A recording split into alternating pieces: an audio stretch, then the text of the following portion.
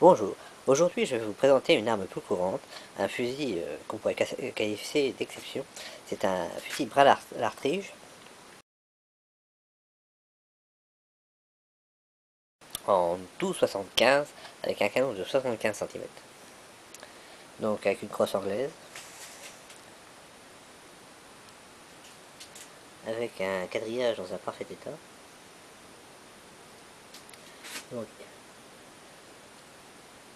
la bascule est jaspée, et sur la bascule, on voit bras Lartrige.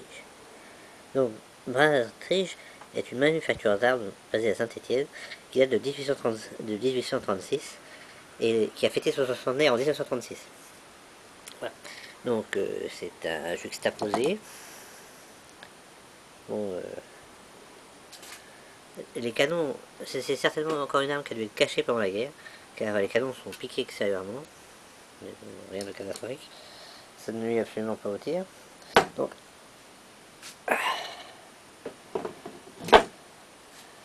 la particularité de ce modèle, c'est sa sécurité. Donc comme sur le grenadier, il a une sécurité latérale, donc qui est assez rigolote. Donc ici nous sommes en position de sécurité.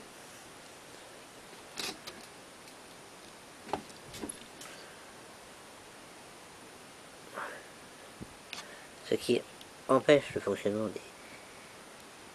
Et ici c'est la fonction tir, et là, forcément, le coup part. Voilà. Rien d'extraordinaire. Bon, le démontage est relativement simple. Hein, donc, il y a un petit levier sur la longuesse. Une fois qu'on a levé, on enlève la longuesse, qui s'enlève facilement. On voit que le souci du détail était poussé jusqu'à jasper l'intérieur de la longuesse. Et on voit aussi que les vis sont travaillées. Hein, c'est vraiment un travail fin. Donc ensuite, le désassemblage est classique, c'est-à-dire qu'une fois que vous avez enlevé la longuesse, on appuie sur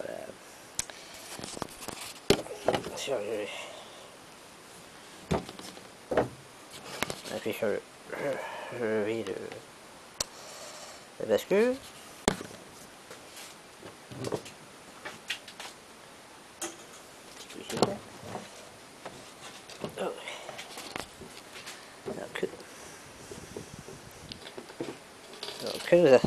Que nous apprend le marquage?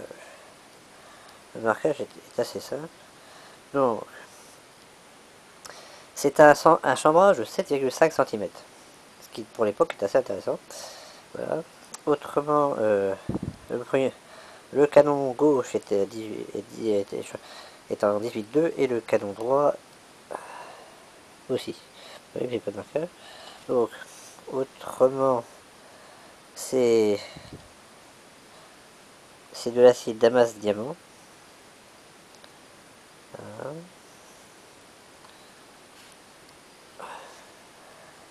Donc c'est une petite série, donc ce qui en fait la rareté, puisque bon, on voit que ce n'est que le numéro 384, voilà, donc c'est un modèle pas courant.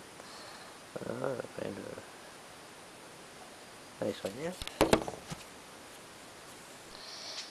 donc toujours sur le canon du fusil brin Lartrige, nous allons faire une petite opération amusante, nous allons extraire l'extracteur. Donc pour ce faire, nous allons dévisser la vis qui est ici, avec un tournevis fin. Voilà. Donc là, nous sommes en train de démonter un extracteur qui n'a pas été démonté depuis, je dirais, 50 ou 60 ans. Donc, une fois qu'on a...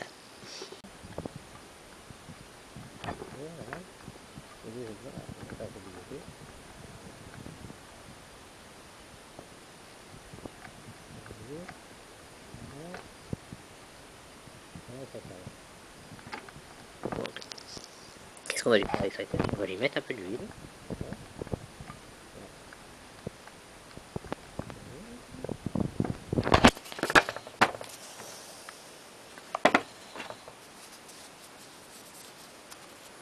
Avec un chiffon, on huile l'axe de l'extracteur.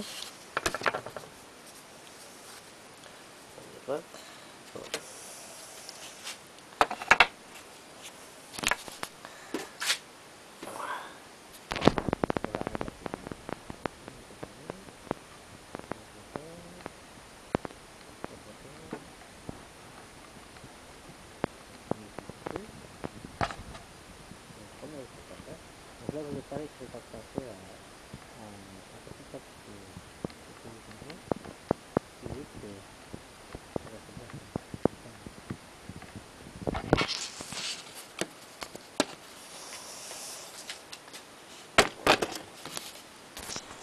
Une fois on met les traiteurs en place, on n'a plus qu'à resserrer la vis.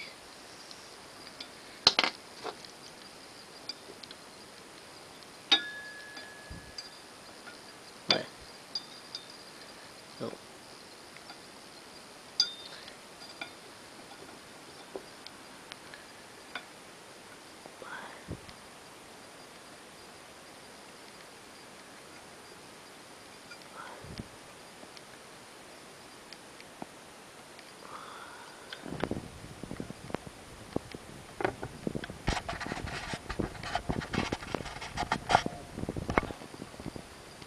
on réussit la colle, on a de façon simple l'épreuve, et là on marque la chose.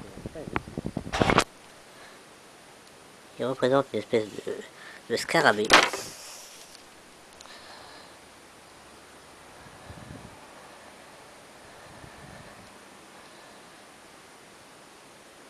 À l'encart, il marque, vous verrez un TR. Ah bon. Autrement, sur le canon, il y a un DD, non, un BL pour pas l'artige, et un DD. Autrement, il n'y a pas d'autre marquage. Bon, je vais réassembler le canon.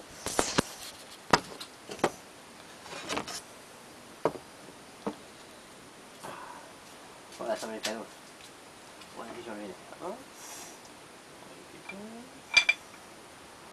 Voilà. Ensuite, on accorde la brise. On ferme le levier. Et pour l'ouvrir, on fait comme ça. Et bon, nous allons voir l'état d'un canon, d'une arme qui doit dater d'au moins 1920. Donc on va voir l'état d'un canon, des canons à l'intérieur d'un fusil de 1920. Donc on voit que les canons sont relativement propres, ils sont quasi miroirs, hein. Il n'y a aucune piqûre à l'intérieur, donc ce qui en fait une arme totalement utilisable. Donc, petite particularité de ce fusil. Donc l'armement des chiens ne se fait pas par des tenons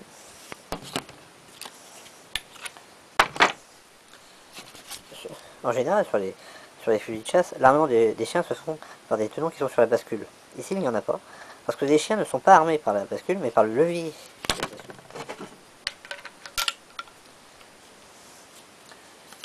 C'est ce levier d'armement qui arme les chiens.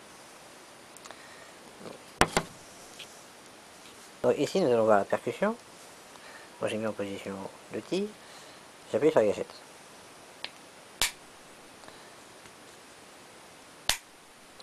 Et vous allez voir que l'armement se fait grâce au levier. Donc observez bien les. Donc là je vais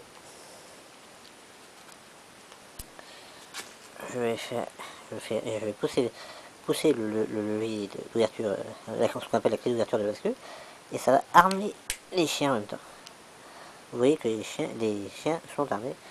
On a besoin d'un petit effort. Voilà, ici tant qu'on y est, on va s'amuser à démonter un peu un chien pour montrer comment ça se démonte. Donc, ici vous avez le percuteur, le ressort de maintien et le bouchon, le cache du percuteur. Donc il se situe, donc ici si on veut, donc on a l'orifice dans la bascule du percuteur. Donc pour ce faire, on remet le percuteur et le ressort en place dans son logement et on remet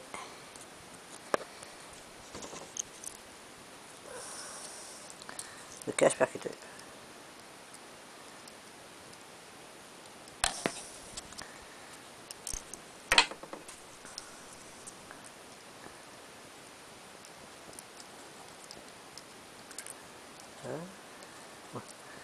Ça demande un peu de dextérité et surtout je n'aime pas trop forcer.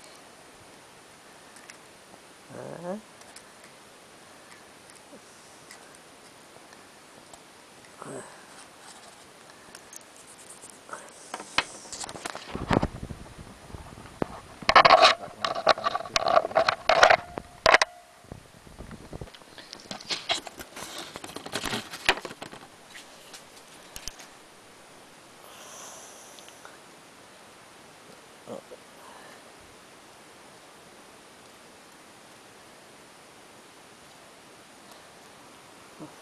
GPS.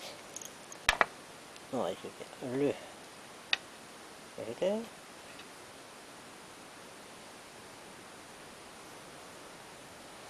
Donc pourquoi le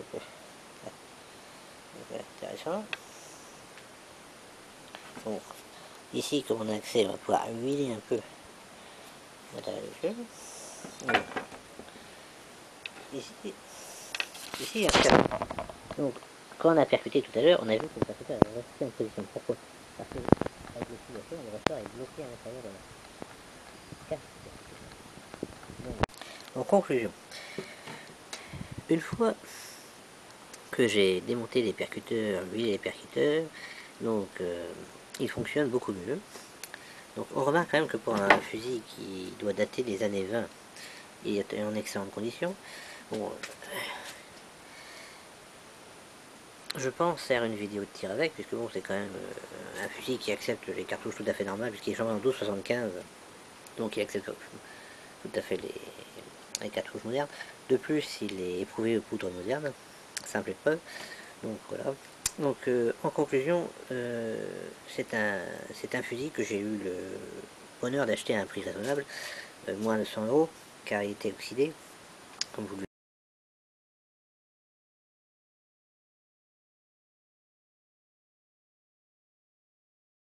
verrez sur les photos. Bon, je l'ai rattrapé, donc la méthode pour le rattraper a été relativement simple.